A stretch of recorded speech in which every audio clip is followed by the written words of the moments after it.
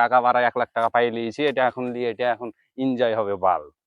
সারে gamma gamma রে, এ মা! টাকার বান্ডিল কার রে?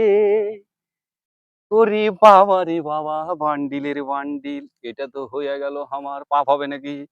তোবা তোবা আস্তাগফিরুল্লাহ। কেউ দেখেনি তখন পাপ হবে না। তো টাকা জিনিস এমন একটা জিনিস, কোনো জাতি ধর্ম বুঝে না। এই টাকা ছিল চামারের, না মেথরের, না মুসলিমের, না হিন্দুর। এই টাকা এখন আমার কাছে এসছে, এখন আমার। এখন এই টাকাটা আমি ছোঁয়ার আগে, অথচ একটা খারাপ পরিবেশের মধ্যে পড়েছিল। ধরার আগে, ছোঁয়ার আগে আমি দেখলাম না টাকাটা শুদ্ধ না অশুদ্ধ। এটা হচ্ছে আমাদের মেন্টালি সমস্যা। হ্যাঁ?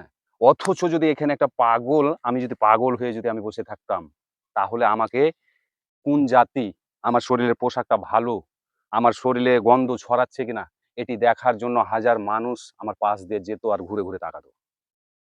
তো এটা হচ্ছে দোষ টাকার নয়। এটা হচ্ছে আমাদের মেন্টালি সমস্যা।